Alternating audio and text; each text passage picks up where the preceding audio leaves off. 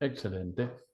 Bueno, comenzamos entonces. A mí lo que hemos hecho con Patricia, que vamos a moderar ambos de alguna manera, es hacer una pequeñísima introducción y después que, si ustedes tienen ganas de aportar sus propios ejemplos sobre el tema en cuestión, que voy a recordar también, buenísimo. Si no, Patricia va a empezar con algunos ejemplos y cuando se animen vamos completando. La pequeñísima introducción que quería hacer yo es que vi mi propio YouTube para reflexionar sobre lo que había dicho. Y una de las cosas que me preguntaba es por qué ese temor o ese terror, por decirlo de alguna manera, en muchos miembros del Opus Dei, en reconocer que están mintiendo o que la obra institucionalmente está mintiendo. Y la realidad es que, por un lado, hice algo que recordaba algo que había escrito Ruiz Retegui y volví a leerlo, que dice algo así como que hay algunas instituciones que fuerzan a las personas a estar en estado de pecado porque le deforman la conciencia.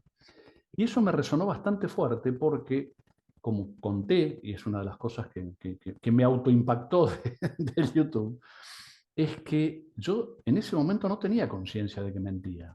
Es decir, me parecía que eso estaba bien porque defendía la obra, porque era para ser más apostólico.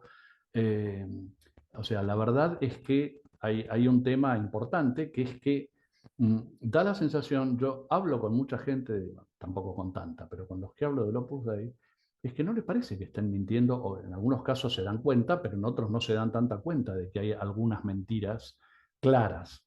Y creía que va por el tema este de formación de la conciencia, que uno fue desde recién pitado, empezando a vivir de una manera determinada que hoy nos permite esto. Y bueno, esta es la única introducción que quería hacer. Hoy el tema que nos convoca es la verdad en el Opus Dei, por decirlo de alguna manera, la búsqueda de la verdad, o cómo el Opus Dei a veces no busca la verdad, sino que lo que busca parece ser, en algunos casos, es el bien de la obra, independientemente de que esté utilizando mal lo que la moral católica admite que se utilice, que es la restricción mental. Entonces, en muchos casos, esta restricción mental se usa mal y en otros casos directamente no sé cuál será la restricción mental que aplican porque se miente lisa y llanamente. Así que bueno, Patricia, si nos quieres contar algún ejemplo más, la idea es que entre todos vayamos diciendo ejemplos de este tema. Sí, bueno, gracias, Federico. Yo lo que había pensado era, bueno, algunos ejemplos que pensé fue en con la idea de que por no haber vivido la justicia y la caridad, que son las cosas que hemos ido viendo a lo largo de todos los programas de Ágora, o sea, pues se termina haciendo pues esta mentira finalmente, ¿no? O sea, se le llamará restricción mental y quizá está aceptado en la moral bajo ciertas condiciones, pero no en todo y para todo, que finalmente muchas veces es como lo terminan aplicando. Y tan sencillo que hubiera sido, pues desde un inicio, digamos, reconocer, nos equivocamos. Y como en tales temas, ¿no? O sea, en tema de la dirección espiritual, en el tema de la justicia laboral con las numerarias auxiliares y con las personas que hemos trabajado, bueno, que tuvimos trabajos internos todo el tiempo, etcétera. O sea, y todo eso, pues ahora, ¿no? La bola de nieve se va haciendo cada vez más grande y quieren ajustar la nueva realidad, que ya no se vive así, supuestamente, que ahora es diferente, a la narrativa, como si hubiera sido una práctica de siempre. Y eso pues finalmente no deja de ser esa restricción mental, ¿no? Y no sé, creo que aquí el tema es cómo al hacer de la restricción mental una práctica continua, pues se termina mintiendo con toda facilidad, como decías ahorita, ¿no? Al grado que quizá nos acostumbramos a hacerlo pues con la conciencia deformada y con toda naturalidad. Y no sé, ahora sí que como, pues, no sé, yo me fui incluso al catecismo de la iglesia, ¿no? O sea, pensando en que ellos, en el Opus Dei, ¿no? Como una institución de la iglesia católica, pues se debe de basar en el catecismo y dice que la gravedad de la mentira se mide según la naturaleza de la verdad que deforma, según las circunstancias, las intenciones del que la comete y los daños padecidos, por los que resultan perjudicados. Dice, si la mentira en sí solo constituye en sí un pecado venial, sin embargo, llega a ser mortal cuando se lesiona gravemente las virtudes de la justicia y de la caridad. A mí esto me pareció como súper, bueno, ¿no? O sea, como muy claro, o sea, decir, pues en los ejemplos que hemos ido viendo y que son los que se me ocurrieron a mí y ya ahorita aportarán más, creo que queda muy evidente que lo que se lesiona es precisamente la virtud de la justicia y de la caridad, ¿no?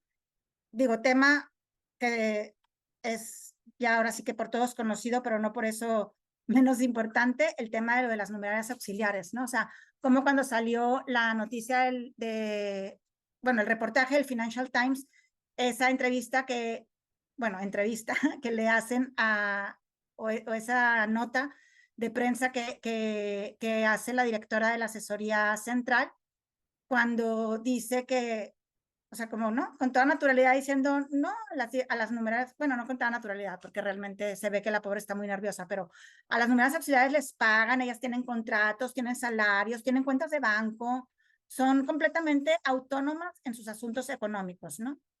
Y quizá lo sean ahora, que tampoco lo sé ni me consta, y sí todas, ¿no? O en algunos países, pero omite la parte de decir, ahora se hace así, o ahora estamos procurando hacer estos cambios, pero ella lo maneja como si se hubiera hecho siempre de esa manera, ¿no?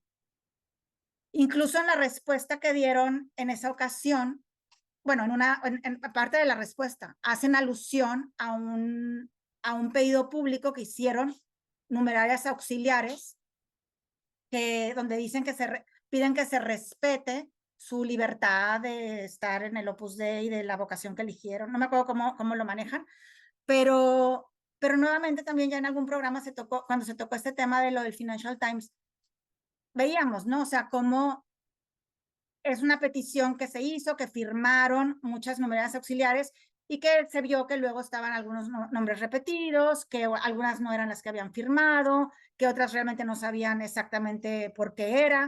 O sea, nuevamente la información a medias, ¿no? Entonces, bueno, ese pues es creo que un ejemplo, digo, muy claro que se ha venido tocando en distintos momentos, pero que pues no deja de ser el tema de lo de la restricción mental.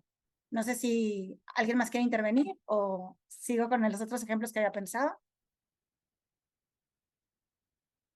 Bueno, segundo ejemplo que pensé fue el tema de Ocaris y el tema de los estatutos, ¿no? En el tema, bueno, en la respuesta que da al motu propio cuando el Papa en agosto del 2023 está da una respuesta, bueno, escribe una carta, ¿no? Que es publicada en la página oficial el 10 de agosto, donde dice es que esos cambios que menciona el Papa en su motu propio, dice, son cambios a los cánones para las prelaturas personales en general, como si hubiera muchas prelaturas personales, ¿no? O sea, omite que el Opus Dei era hasta ese momento la única prelatura personal, ¿no? Y, y ahí mismo en ese escrito dice, por ejemplo, dice, las modificaciones establecidas en esos cánones se refieren al derecho general acerca de las prelaturas personales en el añadido que se refiere a los laicos. Razón de ser del Opus Dei, cristianos corrientes en el medio del mundo que buscan a Dios a través de su trabajo profesional y en su vida ordinaria, se explicita la realidad de que son fieles de su diócesis como cualquier otro católico. En el caso de la obra, además, miembros de esta familia sobrenatural gracias a una específica llamada vocacional. Entonces, le hace como caso bueno, sin el cómo, le hace, digamos, eco al Papa, ¿no? En decir, sí, son fieles de su diócesis, pero insiste, ¿no? O sacar a los de adentro a decir, además, miembros de esta familia sobrenatural, cuando en realidad, cara a los del Opus Dei, pues realmente, yo digo, ¿cuándo nos insistieron en que éramos fieles de la diócesis? Digo, sí lo sabíamos quizá de alguna manera, pero nunca nos dijeron, participen en la parroquia, vean qué es lo que está pidiendo el obispo escribió esta carta, ¿no? Donde nos pide, digo, quizá a lo mejor ante algo muy evidente, si pedía una oración, por ejemplo, al final de la misa, pues cuando había gente externa al Opus Dei se hacía, pero si no, digo, no sé si a alguien le tocó algo diferente, pero pues yo no lo recuerdo, ¿no? Incluso, por ejemplo, indicaciones, yo me acuerdo en México en el 2008-2009, que hubo también un tema de pandemia, digo, no el COVID-19, pero sí fue cuando empezó lo de ya no me acuerdo ahorita cómo se llama, la H1N1, o sea, que el obispo mandó decir que se Gripe comulgara aviar. la gripe aviar, ajá, exacto, que se comulgara en la mano, o sea, unas indicaciones que dio el obispo. En el centro no se hacía así, ¿no? O sea, se seguía haciendo digo, pues, no sé, como ese tipo de cosas que yo digo, bueno, si éramos miembros de una diócesis, como que por qué no se hacía por qué no se obedecía, ¿no? En algo tan específico, tan externo y tan concreto como era eso. Y bueno, otra cosa que a mí me brincó desde un principio, digo, en relación de esto de las restricciones mentales, bueno, ahora, algo reciente, ¿no? El prelado de Ocariz, es que en una entrevista que le hicieron en Colombia, cuando fue en julio o agosto, ahorita no recuerdo exactamente, decía, ¿no? Que a él le alegraba comprobar que casi cada día al año se recibe alguna petición de admisión en el Opus Dei de personas que anteriormente han formado parte de la obra y que por la razón que sea se han desvinculado. Y, y bueno, yo, o sea, dije, ¿en qué momento todas esas personas, ¿no? Que regresan, o sea, ¿dónde están? Por favor, que nos las presenten, ¿no? O sea, y bueno, lo volvieron a publicar en la página de Opus Dei, en el Facebook. Yo puse ese comentario, o sea, la verdad es que sí les dije, oigan, o sea, como que ¿dónde están? Y me llamó la atención que ahora, hace unos días, en otra entrevista que le hicieron, me parece que en el debate, volvió a mencionar lo mismo, pero ya no dijo así como que cada día, como de hace muchos años, sino se limitó a decir, en el último año hemos recibido a diario una solicitud de admisión de personas que anteriormente han pertenecido a la obra, ¿no? Yo digo, bueno, entonces a lo mejor en la siguiente entrevista ya va a decir que cada mes, ¿no? O sea, quizá ya vayamos acotando, porque en la entrevista anterior era todos los días, no se sabía desde hace cuánto tiempo, ¿no? Y ahora ya es en el último año. Que como quiera, 360 personas que hubieran regresado este año, pues habría que ver en dónde están. Y, y bueno, digo, con ese ritmo pueden reponer la plantilla de todos los que se han perdido, pienso yo, ¿no? Bueno, tengo más ejemplos, pero no quiero acaparar, no sé si alguien tenga... Sí, te complemento lo que acabas de decir. Yo no sé si seguirán diciendo lo mismo, pero cuando yo estaba decía, en el Opus Dei no nos interesan las estadísticas. Ujú. Y da la sensación que cuando dice está pidiendo nuevamente la admisión uno por año, es como que algo le importa la Por estadística, porque día. las almas, por día, en el último año. Que bueno, da la sensación de que hay una estadística que la está diciendo públicamente, con lo cual, suponiendo que fuera verdad, que no lo creo, pero suponiendo que fuera verdad, está contradiciéndose con otra cosa que es que no nos interesa el número, porque cada alma es cada alma y no nos interesan las estadísticas. Bueno, todos los que trabajamos en cosas internas sabemos que teníamos que tener formularios con un montón de estadísticas, cuántos habían venido a la meditación, cuántos al círculo, a veces cuántos se habían confesado, si uno podía llegar a contarlos. Pero bueno, es como que hay muchas veces donde se riñan las cosas que dicen en un momento y en otro, están totalmente reñidas entre sí, con lo cual, si A y no A no se puede dar al mismo tiempo, es que una de las dos es mentira. Con lo cual, Correcto. bueno, por allí vamos, ¿no? ¿Alguien Sí. más quiere aportar alguna anécdota? Por ejemplo, Aquí pusieron en el chat que ni cuando Menta, fue la Menta campaña, quiere. Sí. que ni fue cuando fue la campaña de los 500 lograron tantas vocaciones como ahora que consiguen una diaria. Efectivamente. Menta quiere decirnos algo. Cuando quieras, Menta. Sí, buenas tardes. Yo estaba pensando en cosas, mentiras de algo como cotidiano, por decirlo de algún modo, más básico en la obra, ¿no? Y recuerdo haber ido a cursos anuales siendo vocación reciente, donde había chicas de 15 años, por ejemplo, y de 5, 3 les habían dicho a sus padres que estaban haciendo un curso de estudios, no que estaban en un curso anual, ¿sí? Y lo grave que me doy cuenta ahora es que muchas veces iban los padres de estas chicas a visitarlas porque algunos sábados le decían, bueno, si quieren venir los padres, que vengan a tomar el té, qué sé yo. Ahora, todas les mentíamos. Los recibían a los padres de estas chicas, las del consejo local, ¿sí? Del curso anual, y no les aclaraban en ningún momento que estaban en un curso anual, ¿no? Y todas las que estábamos ahí, por supuesto, ninguna iba a decir algo, pero éramos parte de esa, como de esa gran mentira, ¿verdad? Simulación. Eh, ¿Mm? Y sí, pero a ver, ya mentirles a los padres que estaban viendo, nos estaban viendo, ¿sí? Me explico. Incluso les mostraban la casa, ¿sí? Y esto lo deben saber ustedes, o sea, lo deben haber vivido ustedes que están ahí, saben que no es algo extraño, ¿no? Em, el tema es que, eh, no sé, los padres seguían engañados y bueno, y se iban tranquilos supuestamente de que sus hijas estaban haciendo con algunas amigas un curso de estudios. Y no tenían idea que, eh, que ya habían pedido la admisión, de que usaban silicio, disciplina, de que tenían que entregar los regalos, bueno, toda una serie de cosas, ¿no? Eso me parece como bastante grave porque tengamos en cuenta que eran menores y que todas las que, bueno, la mayoría de los que estábamos en esos cursos anuales éramos menores, o sea, desde lo básico había una mentira, me explico, desde la base había una mentira. No le digas a tus padres, con 14 años y medio te decían, no le digas a tus padres.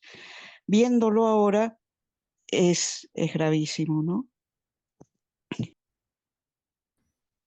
Muchas gracias, Menta. Yo saqué algunas cosas de Opus Libros, una me hizo bastante ruido también, porque seguramente no sería una iniciativa privada del numerario en cuestión, sino que probablemente haya sido una página hecha a propósito. Cuando al principio de Opus Libros, cuando ni siquiera se llamaba Opus Libros, en un momento salió una especie de web, antes, bueno, en realidad fue antes de que saliera una web que era anti-Opus Libros, como que era, ¿se acuerdan de las recensiones? Bueno, esto era la recensión a Opus Libros. Pero una persona mandó un mail a el lugar donde Opus Libros estaba hosteado, no sé cómo se dirá en español, donde hacían la página, hacía el hosting, con copia a Opus Libros, donde decía que estaban difamando y que podían tener graves consecuencias judiciales y morales y un montón de cosas de males. Y decía, yo no tengo nada que ver con el Opus Dei, se los digo por su bien. Aclaro que eso lo pueden buscar en Opus Libros, está entrecomillado, con lo cual le creo a Agustina que eso lo sacó textual de la copia del mail que le llegó al hosting. Y este señor que mandó la carta era, no sé si sigue siendo, pero en ese momento era numerario. Es decir, ¿cómo no tengo nada que ver con el Opus Dei? O sea, ¿cuál es la restricción mental que hago? Uno puede decir, puede inventar algo y decir, bueno, no soy jurídicamente miembro del Opus Dei, o sea, pero no tengo nada que ver con el Opus Dei, alguien que es numerario. O sea, y lo terrible, que es lo que decía al principio, es que yo intuyo que jamás se confesó por eso, por haber mentido lisa y llanamente, en este caso, como decía muy bien Patricia al principio, cometiendo una falta de justicia enorme, porque se tiraba en contra de Agustina, como que Agustina era una especie de difamadora, etc.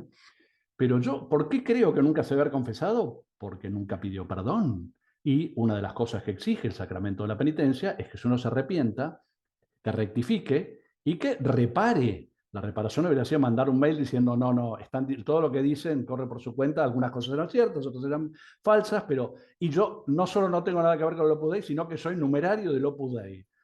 Entonces, por esto hablaba de la deformación de la conciencia, porque yo estoy seguro que ese nunca se confesó, porque insisto, si se hubiera confesado, hubiera rectificado, hubiera reparado el mal que produjo con su mentira, que en realidad, no, honestamente, creo que en vez de producir mal, produjo que más gente leyera Opus Libros, a pesar de que jamás la citaba. Pero bueno, este es otro caso clarísimo de una mentira que no sé cuál es la restricción mental que aplicó, pero si aplicó algún tipo de restricción mental, no es la que la moral católica permite, porque las palabras contradicen directamente el contenido de la verdad. ¿Alguien más nos quiere contar algún ejemplo? Bueno, en relación a eso que acabas de decir, no sé si aplicó, como dices, restricción mental, porque no hay restricción mental, o sea, es una mentira abiertamente, pero creo que la manera como se hace no sé, el engaño mental a uno mismo tiene relación con lo que hablábamos en la primera causa, poner a la institución sobre la persona. O sea, como lo que importa finalmente es el Opus Dei, o sea, no importa, o sea, el fin justifica los medios finalmente, ¿no? O sea, a quien hay que defender es a la obra. Y con ese silogismo de, sí, de decir, el Opus Dei es de Dios, entonces como que no importa qué se tenga que hacer. O sea, es ilógico, o sea, si ya lo pensamos ahora, pero en ese momento quizá, no sé, a lo mejor nosotros mismos terminamos a veces defendiendo cosas que eran indefendibles, ¿no? Y bueno, no sé, en esto que decías ahorita, de que se tiene que reparar, ¿no? A mí bueno, no sé, me llamó bueno, más que me llamó la atención, saqué como los 4 puntos que habla Garrett Gore diciendo lo que el abogado de las numeradas auxiliares pidió al Papa y que son 4 puntos muy concretos y que creo que se puede aplicar a todos estos casos, ¿no? Que hemos ido tratando no solamente en esta sesión, sino en las anteriores, que es reconocer los abusos cometidos, era lo primero, ¿no? Pedir perdón por el sufrimiento que se ha causado, luego compensarlo, ¿no? Y en esto de la compensación, yo también me fui al catecismo, pensando en que es un libro base para el Opus Dei como institución católica, donde dice que toda falta cometida contra la justicia y la verdad entraña el deber de reparación. Y dice, al final de ese punto, no lo voy a leer ahorita todo, pero lo pueden buscar, el punto es el número 2487 y termina ese punto diciendo obliga en conciencia. Y el cuarto punto es tomar medidas para asegurarse que aquello no vuelva a pasar, ¿no? Y si nos vamos a estos 4 puntos que se pueden aplicar a cualquiera de las faltas de justicia o de verdad, ¿no? A las mentiras cometidas, pienso que el punto de partida es el primero, o sea, el reconocer. Como no hay reconocimiento de lo que se hizo, es que no se pueden aplicar los otros 3. O sea, ¿cómo van a pedir perdón? ¿Cómo van a tomar medidas para que eso no vuelva a suceder? ¿O cómo van a reparar si ni siquiera partimos de la primera, que es reconocer? Finalmente ellos siempre van o sea, ok, te pido perdón porque tú estás ofendida, ¿no? O sea, hago una comisión de escucha porque ustedes sienten que no les pusimos suficiente atención o que no hubo, o sea, pero siempre la culpa está en el otro, o sea, no terminan como institución de aceptar pues ahora sí que las causas, ¿no? De lo que estuvo mal, de esas mentiras, finalmente, y de esas injusticias. Bueno, y faltas de caridad, por supuesto. El que quiera intervenir, por favor, sencillamente levanta la mano cuando quiere y le damos el habla, que es la idea de este tipo de reunión, de segunda reunión. Mientras tanto, otra de las cosas que quería contar, que no sé cómo catalogarla, porque tampoco es que sea mentira, pero es una ocultación de la verdad medio que uno todavía no entiende para qué. Ahí nos escribieron una anécdota después, que termine la lees tú, Patricia, si quieres, en el chat. San José María, hoy San José María, primero no se llamaba José María, se llamaba José María. Es como si yo me cambio mi nombre y me pongo Federico Martín, todo junto, ¿no? No sé cómo van a hacer para... Bueno, ¿por qué hizo eso?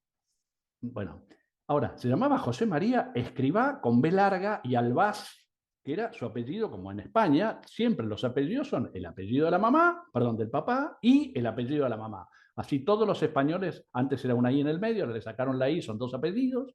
Es como se formaban los apellidos en esa época. Entonces, ¿por qué transformó la B larga en una B corta? ¿Y por qué sacó el Albaz, que era su madre, la abuela, amada abuela, y se puso de Balaguer, que nadie, por lo menos yo no logré saber de dónde se había, sí, escribía sin tilde, pone Sussner efectivamente, y con B larga?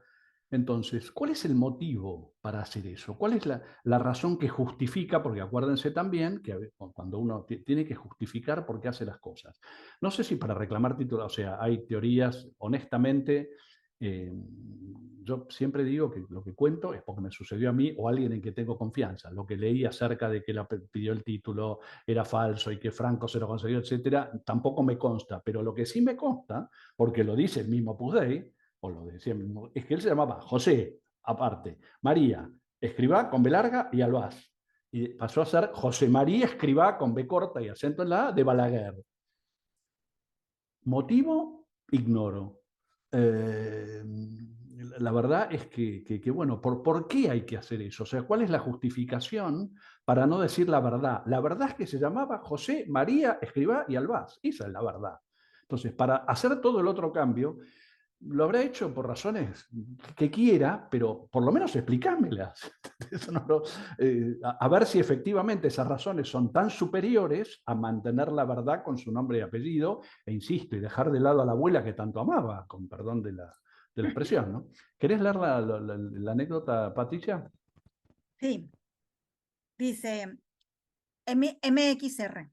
Dice, una anécdota con respecto a las mentiras. En una ocasión, una numeraria auxiliar me mostró, cuando yo aún no había pitado, de Noticias, la revista interna, dice, un artículo pequeño en cursiva que decía que mi mamá en una reunión de padres de familia en la escuela había tomado la palabra diciendo, agradezco a las directoras por la labor que están haciendo para formar a nuestras hijas. Años después le pregunté a mi mamá del motivo del por qué tuvo que hablar y ella sorprendida me respondió, yo nunca hablé con nadie agradeciendo nada, refiriéndose a los años que estuve en la institución. Pues bueno. Excelente anécdota porque, insisto, es hasta volcarla por escrito. La pusieron en una publicación interna. Bueno, las publicaciones internas, supongo que no hay que tener más de dedos de frente para darse cuenta que siempre estaban absolutamente endulzadas. Quiero contar una cosa que también tiene que ver con la mentira de publicaciones internas. Yo alguna vez conté que soy bastante habilidoso con las manos y un día me llama el director y dice, mira, por favor, agarrá la crónica de no sé qué año, cortá la página 14 y pegale esta. Que en aquella época no había digamos, tantos pegamentos buenos como ahora, había que cortar 2 milímetros. Me dio un instructivo incluso para cambiar la página. Y yo la página vieja la agarré y la leí y dije, qué bruto debo ser, que esto debe tener algún error de ortografía que yo no me estoy dando cuenta. Eso fue lo que pensé, porque yo tiendo a pensar bien. Hay un refrán que dice, piensa mal y acertarás, y yo digo, si aciertas, el que se equivoca el que se equivoca es el otro, con lo cual yo tiendo a pensar bien. Pero bueno, entonces, después me enteré, años después, no años, pero algún tiempo después, que claro, que se cambiaban las fotos donde aparecía alguno que se había ido, cuando éramos 4 gatos locos, entiéndase, y que todo el mundo lo podía conocer, se cambiaron una hoja para cambiar una foto, porque figuraba alguien que se había ido de la obra. Entonces dice, a ver, da la sensación de que eso es relato. Está bien, bueno, qué sé yo, por ahí hay razones sobrenaturales, que los demás no vean un mal ejemplo, lo que fuera, pero hay que tomarse el trabajo de imprimir tantas hojas como crónicas a la empresa, mandarla a todas las regiones, pedir que se corte. Había un instructivo de cómo cortar la página con un cúter, poniendo un cartón abajo y con qué, bueno, etcétera. Pero bueno, me parece que esto habla de algo que uno vivía desde siempre, es decir, que era parte no sé si del espíritu de la letra del Opus Dei, pero parte de la vida del Opus Dei. Menta, otra anécdota. Sí, quería comentar, no sé, bueno, que en cada centro se llevaba un diario, recordarán ustedes esto, se escribía un diario. ¿Y ustedes recuerdan qué se escribía en esos diarios? Nunca se escribía lo que realmente pasaba en los centros, ¿sí? Sino, digo, yo recuerdo que incluso, bueno, a mí me tocó muchos años tener ese encargo de escribir porque tenía buena letra muy entendible, entonces cualquiera que lo tomara lo iba a entender. Y varias veces me tocó pasarlos de nuevo porque no se permitía arrancar hojas ni borrar. Cuando había descrito alguna situación que llevaba a un disgusto, a una pelea o alguna cosa que supuestamente dejara evidenciar que, no sé, que no se había vivido bien cierta cosa del espíritu de la obra cuando es lo más normal entre los seres humanos, ¿no? Digo, pero en sí, digamos, a ver, a nosotros nos decían, la historia de los centros, la historia de la obra se escribe con los diarios. Bueno, si salen de los diarios, yo puedo dar fe con mi vida, cara a Dios, jurándolo adelante de un sagrario, que no, que se omite todo aquello, digamos, que pasa en la vida cotidiana y en la vida cotidiana de gente normal que está conviviendo, vuelvo a decir que hay disgustos, que por ahí hay desacuerdos, que hay peleas, que hay olvidos, no sé qué, y que solo se ponen ciertas cosas muy bien estipuladas, ¿no? Y que se revisa que los diarios estén escritos de ese modo. Sí, digo, finalmente es esto mismo que decía ahorita también Federico o sea, cortar las páginas o la historia, no, o sea, finalmente esa era la materialidad, ¿no? Pero se cortaba en la tertulia, se cortaba en la conversación, o sea, finalmente se cortaba mentalmente o de cualquier otra forma con esas personas, ¿no? No se volvía a hablar, ya la materialidad de cortar la hoja en la publicación interna era una consecuencia. Y bueno, no sé, ¿Mente ibas a decir algo más? No. No, perdón, me olvidé de bajar la manito. No hay problema. Bueno, y otro ejemplo que pensaba ahora con todo lo del tema económico, y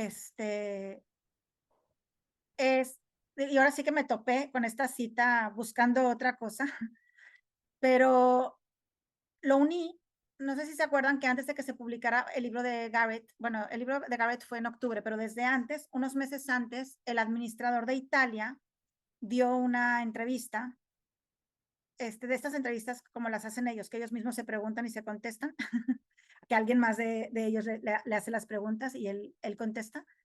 Y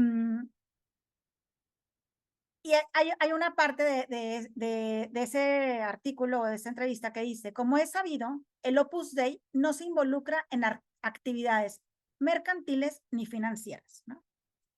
Y me topé con una carta del fundador en las cartas que están publicadas, ¿no? En la página donde están todos sus escritos, la carta número 5, que dice, y los medios económicos para toda esta labor, dice, la obra es pobre, lo será siempre, y no puede sostener estos gastos, pero tenemos un sistema encantador que consiste en crear esos instrumentos con el dinero de los demás. A mí esto me dejó helada, la verdad. O sea, dije, de los padres, de los alumnos, de los colaboradores, de los amigos, a quienes se asegurará una renta justa por el capital que hayan invertido. A mí me encantaría saber a quién que ha invertido dinero en alguna asociación, ¿no? En alguna de estas, pues sí, asociaciones, no sé cómo se llaman en otros, estos entes morales, digamos, ¿no?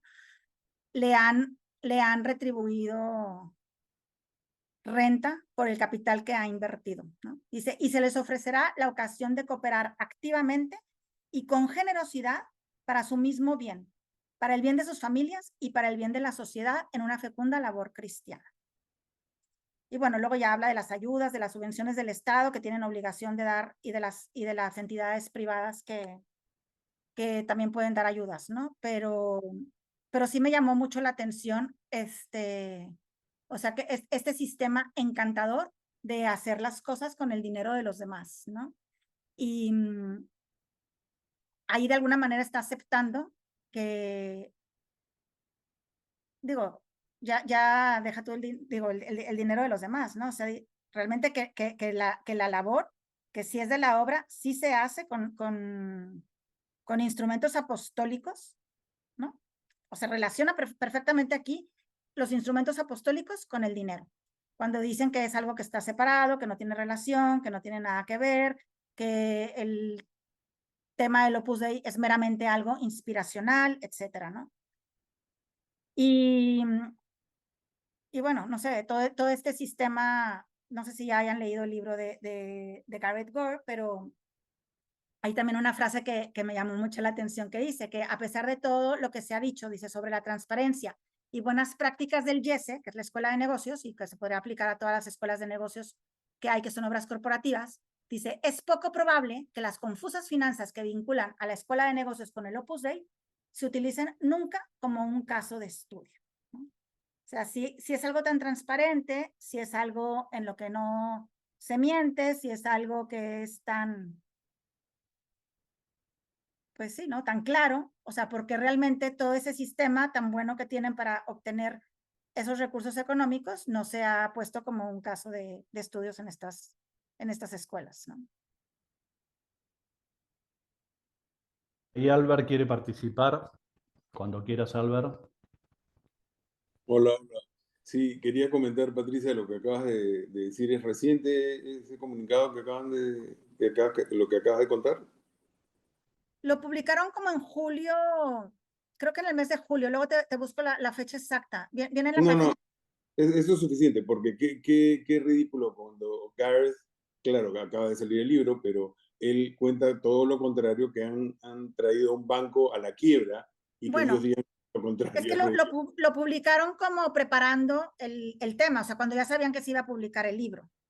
Pero es falso, pues, es falso lo que Claro. qué descarados son. Y con respecto a lo que estaban diciendo anteriormente de las mentiras, es entre comillas, ¿no? Porque tú sabes de que para ellos la mentira justificada no es mentira. No sé qué nombre tendrá, pero para ellos no es mentira. Pero claro que es mentira, ¿no? Entonces ellos le llaman la mentira justificada, pero no existe eso. Pues no, digo, finalmente lo dice el dicho, ¿no? Medias verdades son falsedades. Exacto.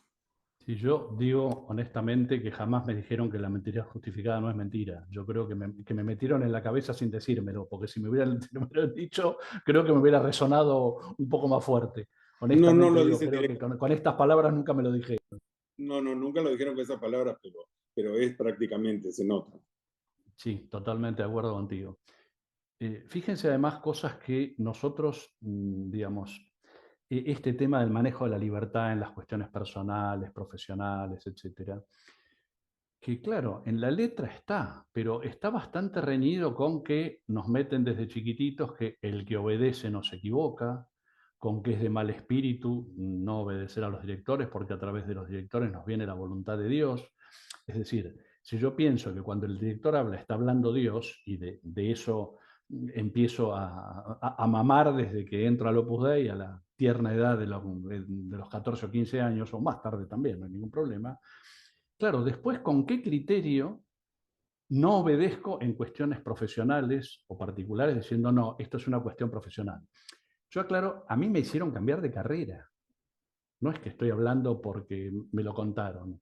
Yo estudiaba ingeniería y de pronto me dijeron, mira, va a ser mejor que estudies filosofía o pedagogía. ¿Lo puedo pensar? Sí, lo pienso. Bueno, una vez que lo pensé, dije, mira, me parece que va a ser bien, que la obediencia tenía que ser inteligente. Pienso que por ahí filosofía me va a ser más rápido de terminar, porque yo soy el niño filosófico y me dijeron, no, pedagogía, por ejemplo. O cuando vivía en la casa de la Comisión Regional en la Argentina, me hicieron una corrección fraterna porque me tenía que cortar el pelo. Además, los que me conocen a mí saben que yo el pelo rara vez me tocaba el cuello de la camisa, pero claro, como el conciliario hacía comentarios en el desayuno, ay Federico, tienes el pelo largo, qué sé yo, vino uno y me hizo una corrección fraterna sobre el largo del pelo. A ver, creo que si hay algo más opinable en el planeta, debe ser el largo del pelo, o sea, no se me ocurre algo más opinable. Y me hicieron una corrección fraterna por el largo del pelo. Entonces, ¿dónde es cierto que somos libérrimos en las cuestiones personales, profesionales, etcétera? Es decir, sí, es verdad que yo podría no haberme cortado el pelo, es verdad que yo podría haber dicho, no me cambio de carrera, pero hubiera tenido la culpa de no estar obedeciendo la voluntad de Dios que me viene a través de los directores, hubiera dicho soy una porquería porque soy de mal espíritu, hubiera dicho, me estoy equivocando porque no se equivoca el que obedece. Es decir, y piensen que, bueno, cuando yo cambié de carrera tenía 20 años, o sea, tampoco es que tuviera una madurez espectacular. Bueno, madurez empecé a tener una vez que salí del Opus Dei, pero el margen, madurez afectiva al menos. Entonces, hay que entender que esto no es estrictamente muchas veces lo que dice el Opus Dei, que no, la letra de la ley, todos mis hijos saben que son absolutamente libres. Sí, pero insisto, son absolutamente libres de elegir con ciertos condicionamientos previos, donde a uno le dijeron que prácticamente es traición no, no obedecer lo que un director nos está diciendo, y de algo que, insisto, no tiene nada que ver con la moral y la fe católica.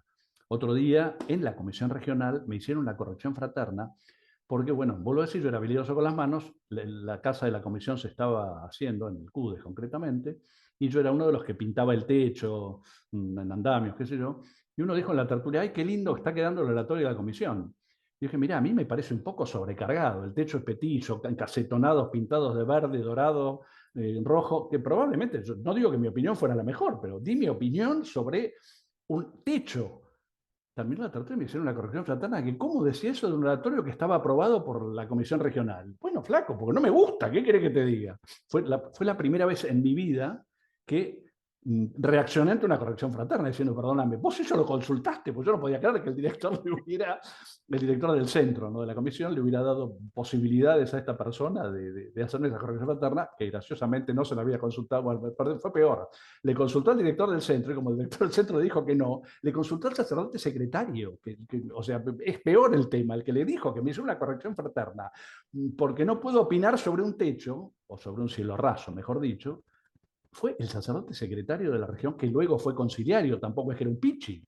Con lo cual, insisto, todo esto hay que tener presente que es todo un entramado de cosas donde uno sí es libre, pero no es libre. Y bueno, y parte de esa mentira es esta libertad que teóricamente tenemos, ¿no? Como las puertas del Opus Dei, a las numerarias que le decían, no, las puertas están abiertas para que salgan, a las numerarias auxiliares, las iban a buscar si se iban. Entonces, Menta probablemente cuente alguna anécdota al respecto.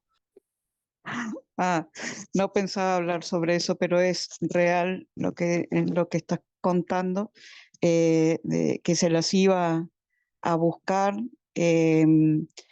así fuera hasta la casa de los padres, ¿no? Algunas las encontraron en el camino, digamos, en estaciones, tratando de tomarse un tren, un colectivo, a otras las fueron a buscar hasta en la casa de los padres, eso es real. Pero lo que yo estaba pensando recién es este tema, ¿no? Vos decías recién, Federico, y yo lo dije también, la mentira desde chiquitos, ¿no? Desde los 14 años y medio. Pero pienso en los matrimonios de supernumerarios, donde el supernumerario no le dice a la esposa lo que aporta a la obra, ¿sí?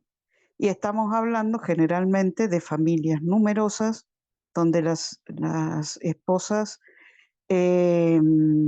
tienen una tarea muy, muy sacrificada con respecto al criado, porque tienen, a ver, pasan un embarazo y al año otro, y al año otro, imagínense lo que es tener a veces 2 bebés con pañales, ¿no? 2 niños con pañales.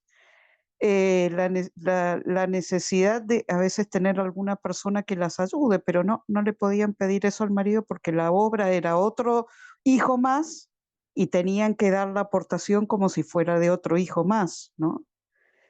Y yo llevando por ahí charlas de supernumerarias o de cooperadoras, veía cómo les dolía profundamente esto, ¿no? Que sus maridos no fueran sinceros con ellas de cuánto realmente aportaban a la obra, y eso también me parece como meterse, aparte de meterse en la conciencia, se meten, creo yo, que en lo más íntimo de una pareja, ¿no? De un matrimonio. Muy fuerte. Así es. En el chat están apareciendo más cosas, pero bueno, la mentira obligada por las constituciones. Se decía especialmente los recién pitados no debían hablar de su pertenencia a la obra, pero si dejaban pitar a niños, sus padres lo van a notar, les van a preguntar con lo que el chico le parecía que era parte de la voluntad de Dios el mentir a los padres. Además, fíjense en esto, yo me acuerdo que en un momento, no me acuerdo, yo tengo muy mala memoria para las fechas, no me acuerdo en qué años el Opus Dei dijo que tenía 120.000 miembros. Entonces yo lo que pregunté es, a ver, cuando dicen que tienen 120.000 miembros, además de contar hasta los cooperadores acatólicos y las monjas clarisas, que son, no sé cuáles, ya no me acuerdo cuáles eran las monjas que eran cooperadoras orgánicas del Opus Dei. Decir, a ver, ahí estás contando a los menores de 21 que cuando te preguntan decís que no son del Opus Dei o no los estás contando. Entonces, o los contás las dos veces y me decís, sí, estoy contando de 14,5 para arriba en los 120.000, pero cuando me preguntan si hay menores en el Opus Dei, digo sí, los de 14,5 a 21, o a 18, depende de cada país si son menores, pero las dos cosas no cierran una contra la otra. Además de que no creo que fueran 120.000, pero ese es otro tema, ni aún sumando hasta lo que nos fuimos.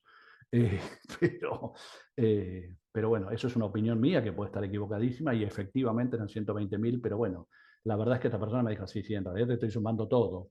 Bueno, también En no este nos interesan tema, las estadísticas. en este tema de lo de los menores, Federico, ahorita me acordaba traen ahora un nuevo santito que se llama Pedro Ballester, me parece, que es de una familia española que se fue a vivir a Inglaterra y creo que están abriendo su proceso allá.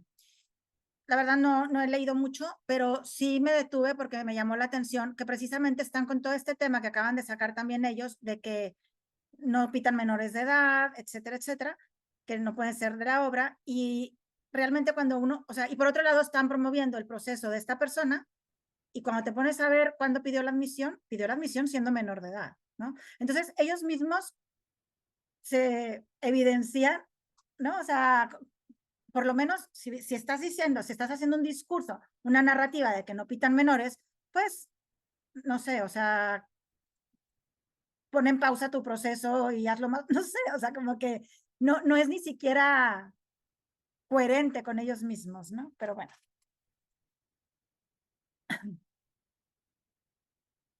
¿Que tú tenías más ejemplos, Patricia? Yo tenía, bueno, uno más, creo, que es en relación a los medios de comunicación, que como todo el manejo que hacen o sea, a mí me encantaría, bueno, procuro cuando hablo con alguien que es del Opus Dei y que, ¿no? Te hace ver como, es que salió publicado, no sé, este artículo o esta entrevista del padre. Yo siempre les digo, nada más fíjate qué medio de comunicación es, ¿no? O sea, porque a lo mejor te apantallas con que son una entrevista en 4 o 5 medios, pero resulta que detrás de esos 4 o 5 medios, ¿quiénes están? Está el mismo Opus Dei, ¿no? O sea, esta manera que tienen como de aparentar que son muchas publicaciones cuando son los mismos. Ahora también con lo del libro de Garrett Gore, sale en alguno de los, les digo yo, las negaciones, ¿cómo dicen? Las negaciones categóricas, porque así dicen, negamos categóricamente mencionan que como una de las críticas que se hace, pues bueno, es a Luis Taberner, ¿no? Y ellos dicen, o sea, cuando realmente las personas, bueno, como que se encargaban de esa fundación, tienen una página web donde se ha subido desde hace muchos años, ¿no? Como que toda la labor que se hace. Y yo me fui a esa página web y esa página web se creó en el 2024. Y realmente si uno ve el canal de YouTube que hicieron en relación a Luis Taberner, a mí me llama mucho la atención que toda la cantidad de videos la subieron ahora en octubre, precisamente cuando salió el libro. Y no tiene, por ejemplo, no tiene para poner comentarios, ¿no? Entonces, como que todo ese manejo, o sea, digo, bueno, ¿a quién engañan? O sea, ¿quién se cree, ¿no? Que realmente esa página existe desde hace mucho, que realmente la gente puede opinar libremente, que realmente no tiene ninguna relación con el libro, sino que realmente es algo que existe desde hace muchos años. Otra cosa, por ejemplo, digo, ya cuando me metí un poco más a la página donde viene supuestamente los informes, ¿no?, económicos de las distintas personas y asociaciones a las que ayudan, que todas son, bueno, digo, de acuerdo a la investigación de Garrett, ¿no?, relacionadas con fundaciones en distintos países, con alguna relación con obras corporativas. Si no quieren decir que con personas del Opus Dei, pues con obras corporativas del Opus Dei, donde trabajan personas del Opus Dei, que se benefician personas del Opus Dei. Pero bueno, me llamó la atención, o sea, yo digo, realmente,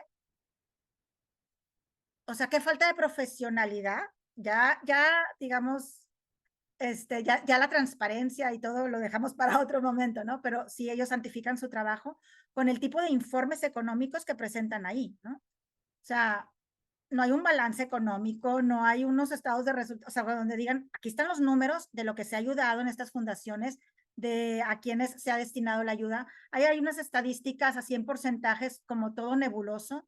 Entonces, como que, pues no sé, por profesionalidad deja mucho que desear y por transparencia, pues no se diga, ¿no? Pero bueno, todo esto por el tema de cómo se omite cierta información y solo se da la que quieren dar y a qué público la quieren también destinar. Bueno, ahorita me estoy acordando de otra, si no hay nadie más, concluyo con esto, pero de la entrevista a ese administrador, también dice en algún momento que las personas, ¿no?, del Opus Dei económicamente son autónomas y son libres, ¿no? Que la mayor, o sea, bueno, y sí, quizá la mayoría de los miembros del Opus Dei que son supernumerarios, lo son, ¿no? Pero nuevamente es la restricción. O sea, podría decir la mayoría, pero no puede decir que todos, porque no todos lo son, ¿no? Entonces, bueno, ese es otro tema también ahí que me brincaba en relación a lo económico. Bien. Yo voy a contar una pavada de anoche, porque insisto en que esto es una manera. Anoche fui a cenar con ex compañeros míos de colegio que cumplíamos 50 años de egresados, un numerito. Y bueno, había una persona que es numerario hace 52 años, o sea que no es un recién pitado. No sé si se entiende, lleva 52 años en el Opus Dei. Y entonces en un momento le digo, ¿dónde estás viviendo? Y dijo, estaba viviendo en otra ciudad, alguien que todavía se vive en Buenos Aires. Me fui por trabajo. Cosa que es verdad, se fue por trabajo, pero no dice que se fue por trabajo porque el Opus Dei lo mandó para allá.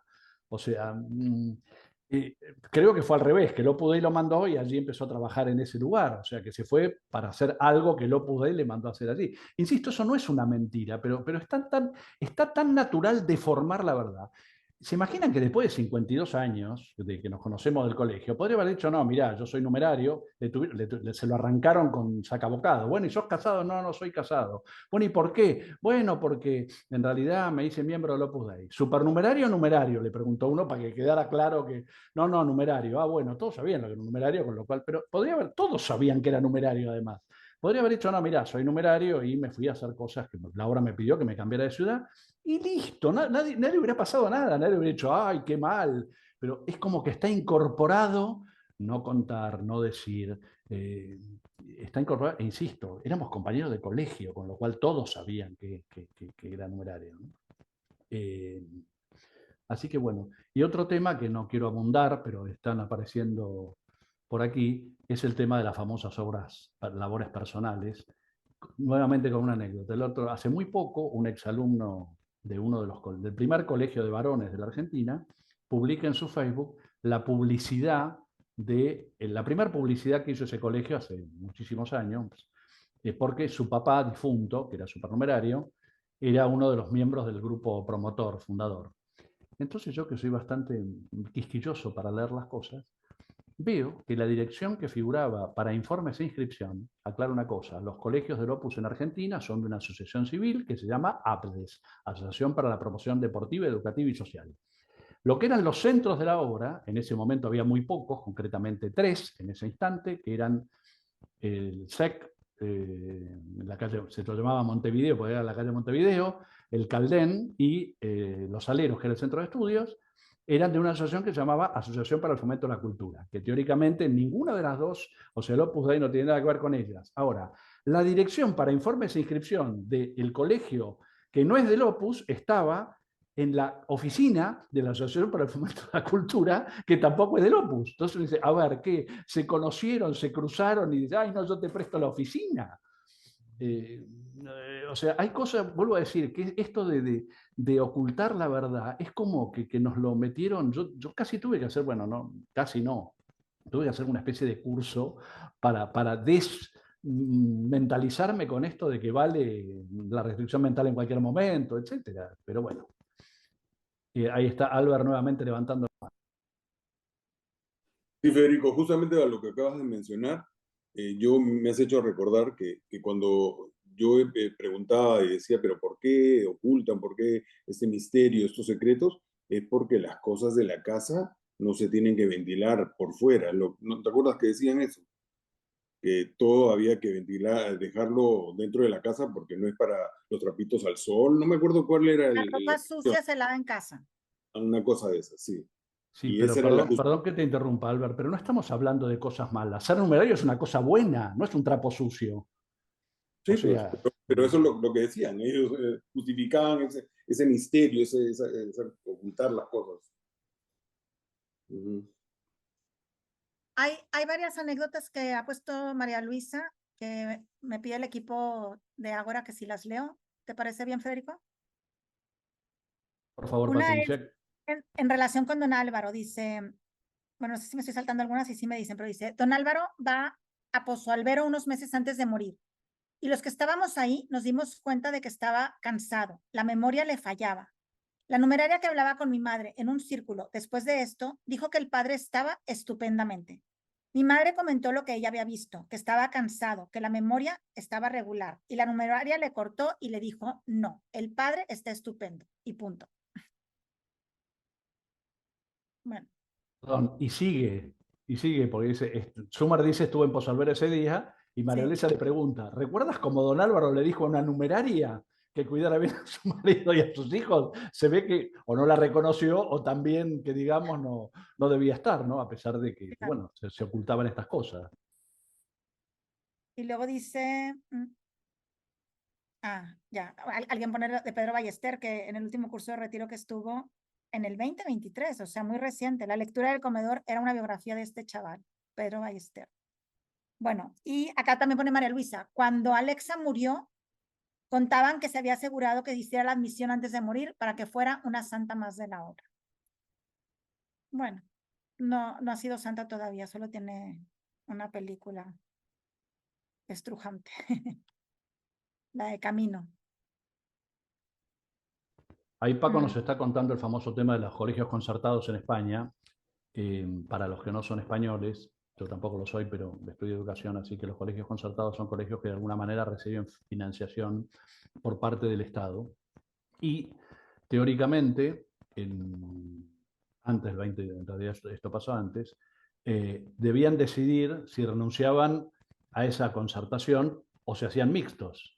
Y no decidieron nada. Quien decidió fue la delegación, los consejos, digamos. Lo único que hicieron mixto en muchos casos fue los parvularios, como creo que le dicen en España.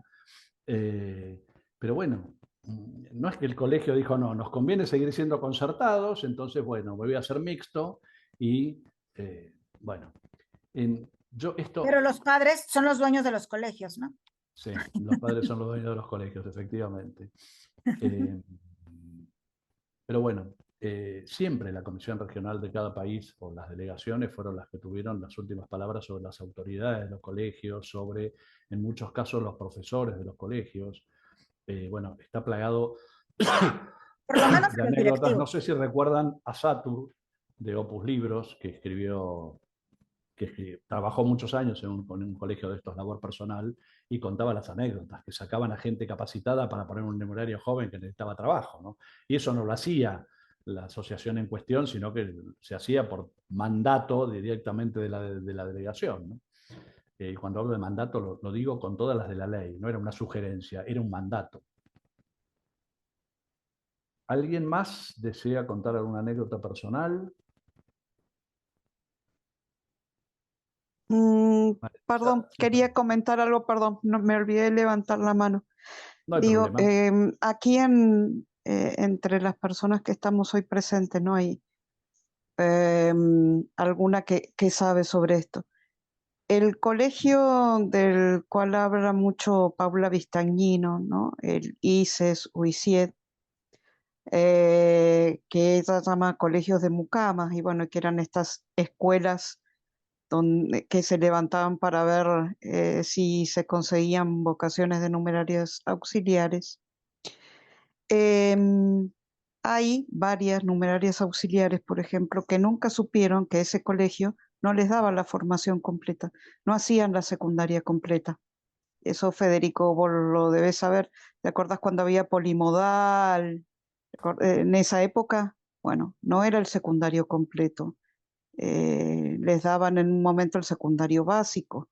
Y una de las 43 comenta que se fue a inscribir, quería seguir estudios superiores, buscó su analítico, bueno, y cuando se va a inscribir, quien la inscribe, quien la iba a inscribir, le dice, pero si vos no tenés el secundario completo, imagínense lo que es eso, ¿no? Digo, me parece una mentira como muy grande, ¿no?